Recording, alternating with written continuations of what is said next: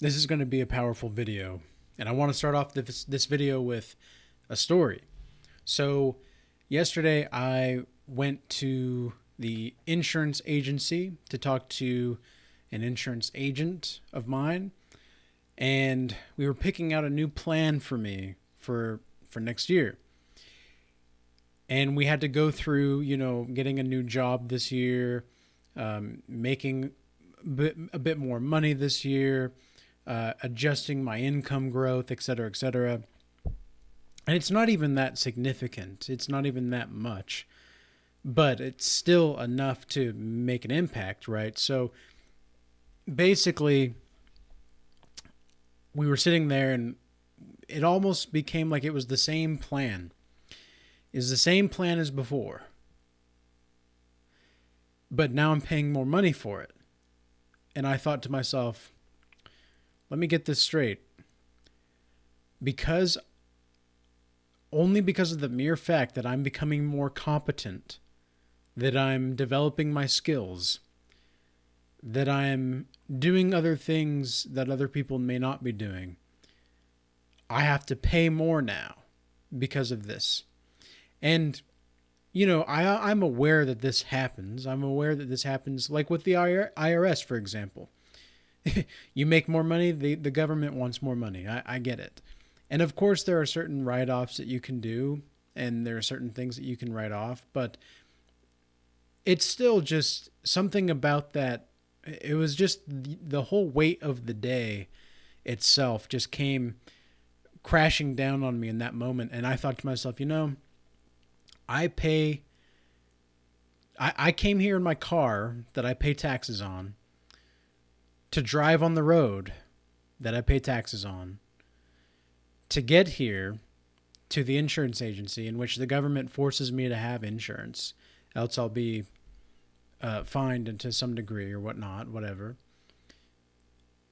All so that I could pay more money because I'm becoming more competent. And I thought to myself,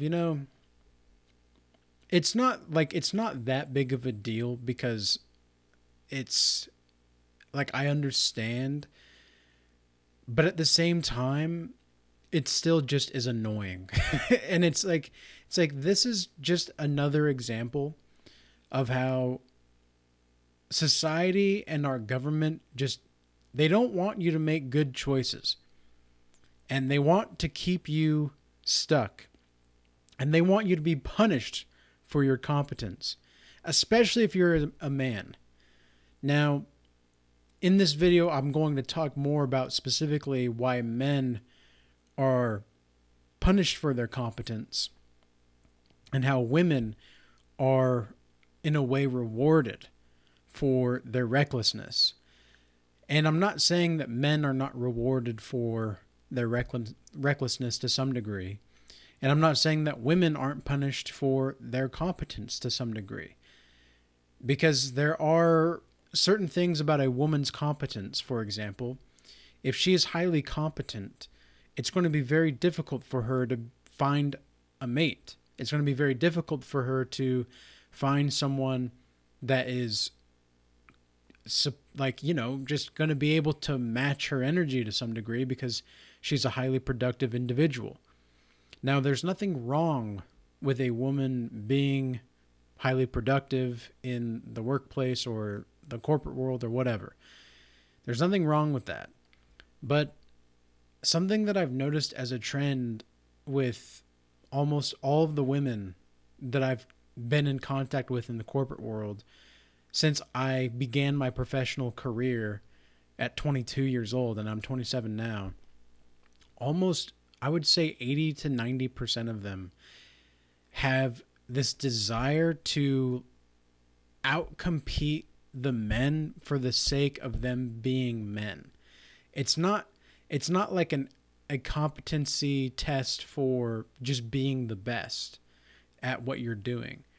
A lot of the times it's being the best against a man. And I was at Starbucks the other day getting some tea, and I was there and I was just, doing some work, just getting a new kind of environment feel. And there's a lady that came in that works as an owner or something at one of the local restaurants around town. And she ordered everybody their favorite drink. So she had like 20 drinks ready by the time she was ready to leave the place. And she was ordering just before me. And it was crazy to watch this. And you know, when we all got our drinks together, because we were pretty much there at the same time, the person was asking, you know, what are all these drinks for? The person working there. And she says, well, I just want to be the best boss of the year award. Like, I want that best boss of the year award. And there's nothing wrong with that. Like, I see that and I think to myself, okay, like, that's a woman that seems like she actually cares about her employees, that she actually cares about making sure that she's doing the right thing for the people that are building her business, right? Like, this is something that you want to see. At the end of the day, you're a team. So there's nothing inherently wrong with that. But it's like,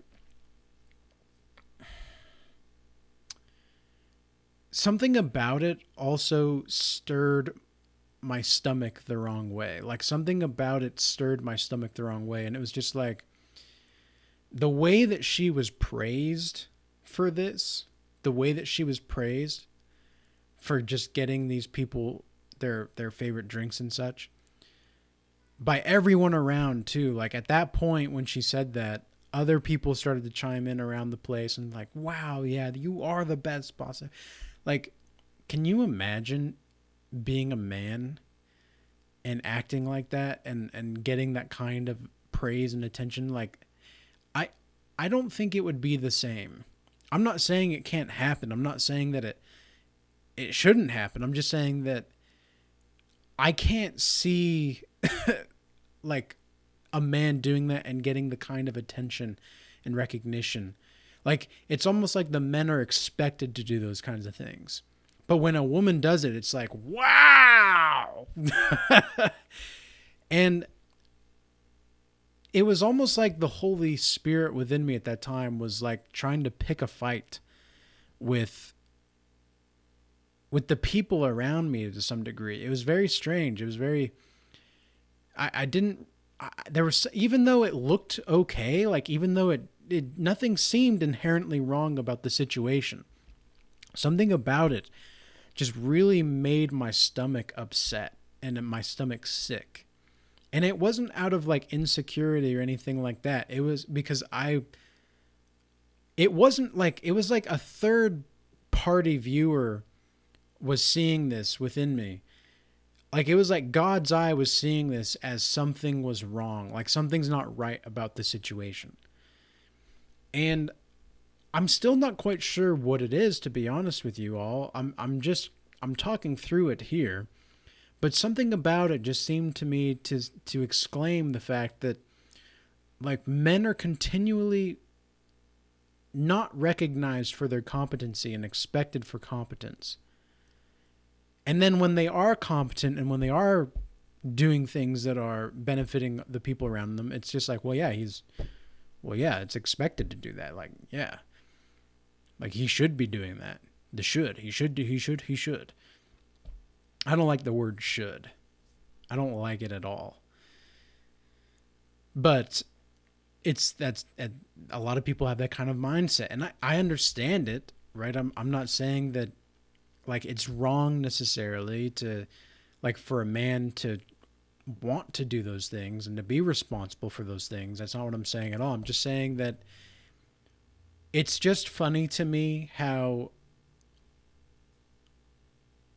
when women do something that is something like expected as a man to do, she gets all the praise and everything for it, whereas the man is just like, yeah, it's the man's job to do that. And if a man did that, like, I'm sure the people would be grateful. Absolutely, 100%. But I'm going to transition now into a similar, like, still same topic, but different scenario. Now, a lot of times men joke with other men about how many women they can sleep with, or how many women they can be attracted to or get with or whatever. And I was watching a comedian last night, and his name's Matt Rife. He's a up and coming young comedian, and he's very witty. He's very quick on his feet as well. And I was watching some of his crowd work that he was doing, and just the way that he talked about, like, and he joked about things, because the jokester and the trickster archetype itself is, in a sense, the bridge between the darkness and the light, right? So the trickster archetype itself is going to be the bridge between the dark side of reality and the humor side of reality, or at least the light side, the lightheartedness, you could say. And that's really what a comedian's job is to do, right? Like, and this guy has even talked about this Matt Rife. He's even said that he jokes about, like, school shootings because if he doesn't find a way to laugh about it, it's going to be very challenging for him to overcome it. Well, anyway, I think that's right, to be honest. I think that's a good way to look about how to transcend your own sense of tragedy or your own sense of demise, is if you can laugh at the most horrible thing that's happened to you in your past. If you can learn how to laugh at it. Think about also in Harry Potter, where it's the Prisoner of Azkaban, I think, where they're approaching this boggart or whatever it's called, and it transforms into the thing that you fear most, and you have to say ridiculous, and it turns into this ridiculous thing, and it makes you laugh, and that's how you get rid of the fear. It's the same kind of concept, I think, as far as our psyche goes. But anyway, this Matt Rife was doing crowd work in the audience, and one of the ladies in the audience was, because the topic was red flags, so he was asking the audience to say red flags, and one of the ladies in the audience was, he cheats if he cheats, and they start to have a little, going back and forth about the situation at hand, and he says, and finally he jokes at one point, and he says, well, so where did you meet this legend? I mean, this guy. Because he was this legend, quote unquote. And it was a joke, right? It was a joke. And this is, and comedians do this on purpose, right? They like, it's just supposed to make you laugh. That's all that it's supposed to do. And so anyway, when he said that, though, it made me think, like, that really is the social underlining of how men see other men that can sleep with a lot of women, and how women see men that can sleep with a lot of women. That really is what it's like. And I guarantee you that woman would not have chosen that man if she knew that he wouldn't be able to get another woman. And that's part of women's process in mating. Women compete for men that are in a higher tier socially and economically, etc., than they are. They go across and up, right? The dominance hierarchy, as Jordan Peterson would say, and then men go across and down. And there's a reason for that, because if a woman feels like she is more socially superior or anything like that than the man, she's not going to be respecting him. And you can't have love without respect, and you can't have respect without love. So there's going to be a lot of headbutting in that relationship of some kind. And ultimately the woman's not going to be happy. And maybe the man is just not the kind of competent that he's needing to be. But that joke in itself, when he said that, I thought, wow, that really is how the social consciousness, you could say, or the dating consciousness, you could say as well, sees men that are able to do that kind of thing. But what women want is someone that could be with multiple women, but chooses to be with her. And yet at the same time, the women will resent that man for committing to her. And I've seen this time and time again. In fact, I saw a poll that said, did you have more sex after being legally married or before? And almost all of them said before. So if a woman's attraction level for you goes down after she gets the long-term security, and then not only that, but in our society, women are also encouraged to break the contract of marriage, by which the competent man that she selected, she will be able to gather his resources and all the time and energy and things that he put into getting those resources and attaining and obtaining those resources. She will receive those at practically no sacrificial cost. What is the incentive to not do that for a woman? What is the incentive to not do that? So this is why in the Bible it says in the Corinthians that when the two become one flesh, that is when they are married. So sex is the consummation of marriage. And I've mentioned this in other videos before, but I want to reiterate this, and I have a feeling I'm going to reiterate this for the rest of my days. But I want to make this clear that marriage and sex are practically the same thing. So a man that is able to have multiple women and have multiple wives, let's say, that's actually a good thing to some degree in the eyes of God. And the reason being is because a man that can't have multiple wives is not a worthy man of God. And I'm not saying that you should have multiple wives. That's not what I'm saying at all. That's not what I'm saying. I don't want you guys to I don't want anybody to confuse this, okay?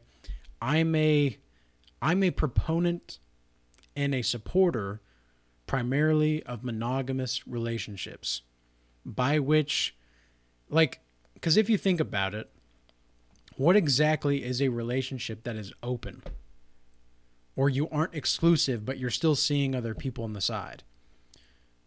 All that is that you're still screwing around with other people, but you're quote unquote with the person that you believe to be your favorite at that moment. That's your favorite play toy. That's all it is. That's all it is. So I genuinely believe that monogamy is going to be the answer to a lot of our societal problems.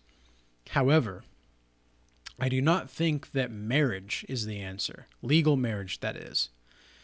And I want to make that distinction between legal marriage and biblical marriage.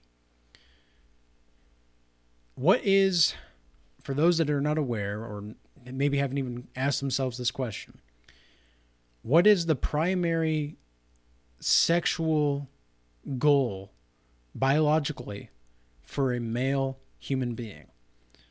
It is unlimited access to unlimited women.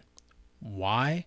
Because if a man can impregnate 365 women a year, that's going to be, I'm not saying that that's what you should be doing. That's not what I'm saying at all. I'm just saying that he could do that. If a man can impregnate 365 women a year, that's 365 more babies that are going to be able to reproduce, that are going to be his offspring, and that are going to continue the continuation of the species. So those genes are going to get passed down, and those same kind of genes are going to get passed down. Now think about the women. Women can only have pretty much one baby a year. Okay? So if women can only have one baby a year, well, then that means that they're going to have to be not reckless in their options for who they're intimate with. And the cost, the potential cost of that choosing is going to go exponentially higher if she chooses the wrong person to be with. Now, a man that has the ability to do this but chooses not to is going to be more valuable. And I'm not saying that, how do I say this? I'm not saying men should choose monogamy because they want loyalty from the women. I'm not saying that men should choose monogamy because they want unconditional love from the women. That's not going to happen. Women will only love you insofar as you provide and protect them in some way, shape, or form. And that's just the harsh reality. And I learned that a couple years ago. And when I learned it, to be honest, it was just like I knew it. I've always known this. That was the weird thing about it. Like I've always known this, but I didn't actualize it until 2 years ago. I guess I could say 2.5 years ago. And men can actually love idealistically. Men are by far more romantic. Think about how many times you've seen a man get over heartbreak quicker than women. Almost like never the majority of the time. Women can almost always move on faster. They can if they can drop something like it's hot, they can drop the next guy. Okay? That's how it is. The quicker she's able to drop it like it's hot, the quicker she's able to move on and drop the next guy. That's the way I see it, and that's the way that I see that's how it works. And I'm not saying it's good or bad. I'm just saying that that's the truth. Men, on the other hand, can, like, I've seen men that were heartbroken for months and months, and even like a year or two down the line, they still think about this girl. And it's just like, I cannot see how men are the real perpetrators of injustice in relationships, except in the fact that they're not leading properly. And this is something else I've been thinking about as well, is that we need better leadership vitally in our relationships. I've taken it upon myself personally in that I will be the leader in almost every single aspect of my life until I have something to learn from somebody else. Then I'm willing to humble myself to listen to what this person has to say and to learn and to grow. Just because I can be a teacher doesn't mean I can't be a student to some degree. And there's always going to be room to grow, but I've realized that I absolutely must be the leader in almost every single interaction I have to hold my frame. That's what it really is about as a man too, is holding the frame. But men are punished for holding their frame and their competence. They're called misogynists, or they're called sexist, or whatever. All because they don't want to be controlled or manipulated. And that's wild. It's a wild world out here. It's wild to see this kind of thing. But alas, here we are in the world that we are living in. So I hope this message was useful and insightful to some degree. There's a few stories there, but I think that all in all, it was all on topic and different kind of side quests within the topic itself. But if you do want to sign up for the intimacy support group for males and females, that'll be on December 10th at 3 p.m. Mountain Standard Time. The link is in the description box below to sign up. Go to regalchangeacademy.com. And with that being said, peace be with you. Till next time.